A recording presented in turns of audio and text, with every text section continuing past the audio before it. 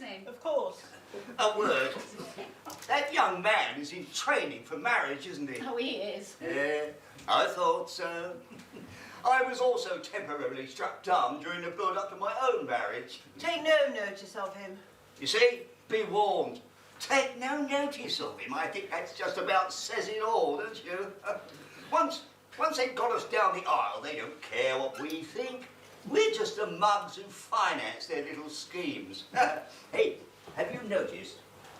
You're sitting there, innocently watching television, reading the paper, minding your own business, relaxing even. And they come in and they stand there for a few moments just looking at you, and then they say, I've been thinking.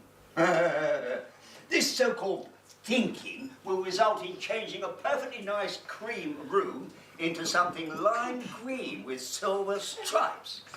Or digging up last year's patio to replace it with grass, so it looks exactly the same as it did before you laid the bloody patio the year before. Oh, yeah. Well, I should watch yourself, mate, because if you don't nip it in the bud, your life will be as miserable and as expensive as mine. Sid! I don't know what she's talking about. I think we need a word. Yeah. Come here. I'm not coming home with you, Sid. No, of course you're not. Now, get your coat. I mean it. Of course you do. You're not listening. Oh, I am listening. I'm just not believing what I'm hearing. What are you going to do? What do you want me to tell your children? I'll be around to see the children in the morning. Right. You've had your fun. Now, get your coat and stop messing about. I'm serious now, Carla. This has gone way beyond the joke. She earns a bit of money and she goes completely mad. This sort of behaviour won't win you any friends, you know. People don't want to be dragged into other people's sordid domestic crises. And the wedding is the most inappropriate setting for this kind of discussion. I suggest you get your coat, pick up your handbag, and come home with me, where we will have a good night's sleep and a proper exchange of views in the morning when your head is completely clear. Go home, Sid. I'm beginning to get some slightly I don't care if you have a tantrum in the middle of the floor. I'm not coming home.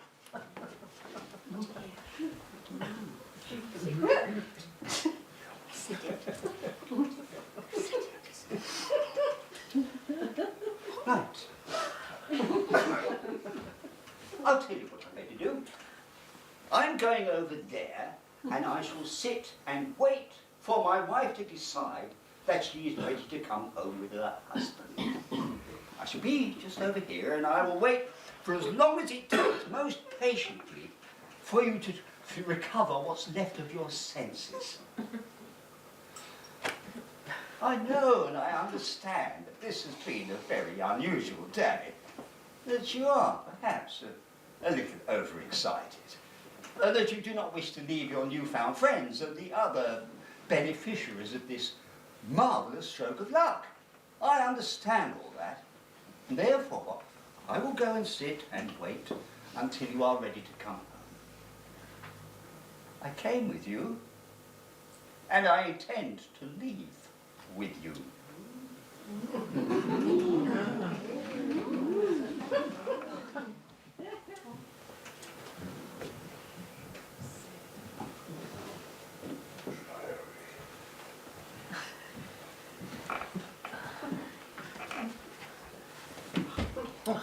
Get up, Sid.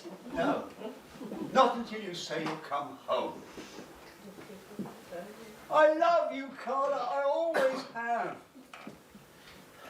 Perhaps over time, my vision of our love has misted over, obscured by the drudge of daily life. But though it may have been temporarily covered up, it remains unchanged, constant. And after this evening, I think stronger than ever. It's a great deal of money, Sid, and you'll get your share. You don't have to grovel like this. Get up. It's not about the money. I've been sitting over there thinking. Perhaps for the first time in many years. And I can't imagine life without you by my side. It's too late for all this, Sid. It's never too late to say you're sorry. I've taken you for granted. That's true. And I want you to forgive me, please. In front of all these people, I most solemnly beg your forgiveness for being a complete shit. Have me back, Carla, please, and I promise to honour and love you and to cherish you. Please, Carla, please. Look, I said I'll come round and see you in the morning, and I will. I will. I promise I'll come round and we'll have a really long talk about everything. But please, do this one thing for me. If that is what you want, and that is the only way I can win back your love, then yes, I will go.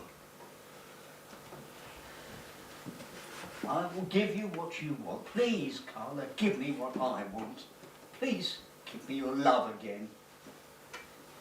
Sid, Carla? go on then. Right. Here I go then. Off you go. Off I go. Bye, Sid. I'll see you in the morning. Bye-bye, Sid.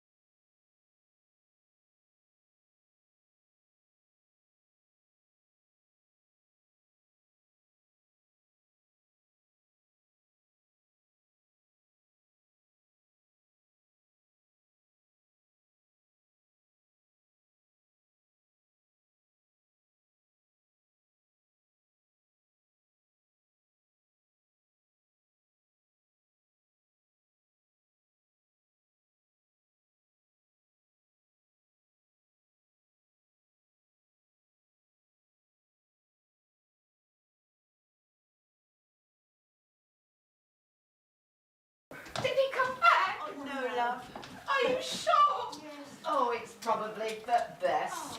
I can't believe that we won all this money. We should be happy, and then me and Ned go and break up. We would have been together for 2 years on Saturday. What's he doing over there? Waiting for me. Oh, did you two have a row? Something like that, yes. Are you okay? Yes. Oh, what am I going to say again? Oh, it's busy in here, isn't it? I'll go. Not you, then someone else. Why not me? Because she's upset enough as it is. And you think I'll make her worse? Well, you're not exactly sunny, are you? Maybe because I've had some pain, I'll be able to help her. Look, you'll depress her. We've all got troubles, only some of us don't wear them like a t-shirt. My husband did the dirty on me last week and I was the innocent party, so don't tell me about pain. Sorry. I haven't spoken to him since, never will. Maybe you should talk. What's he going to say? That he's having sex with someone I see in co-op every single day? What do you want me to do, invite them round for tea? Oh, perhaps I'll get them a nice Victoria sponge cake, or maybe they'd like a couple of cream-ons.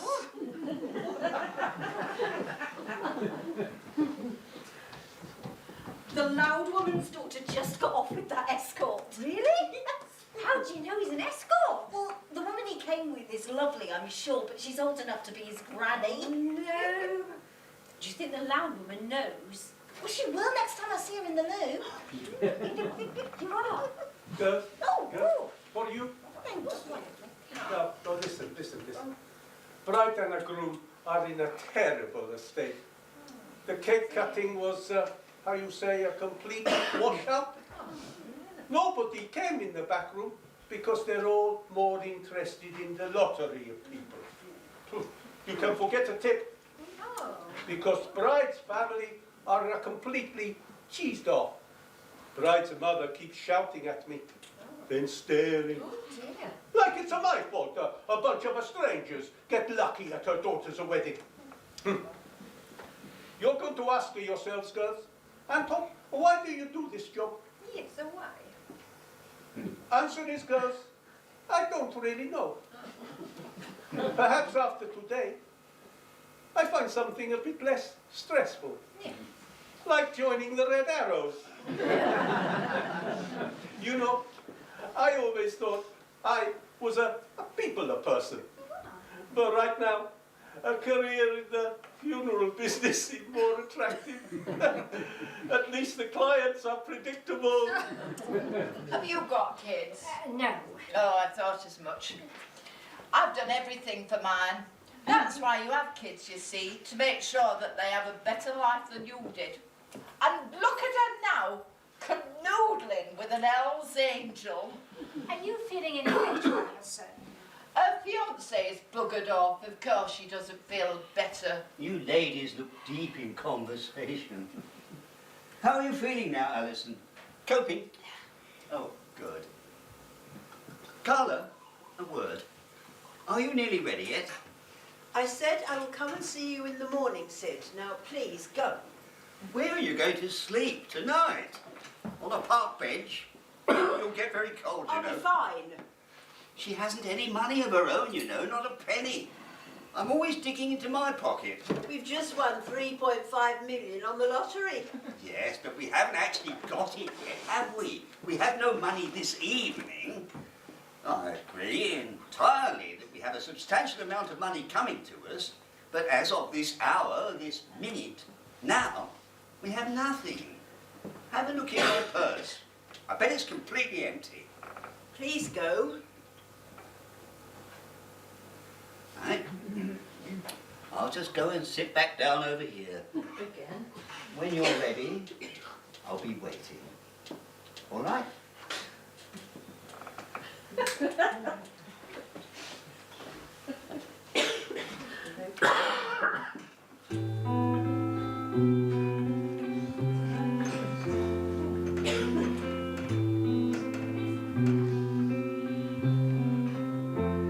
You live the sad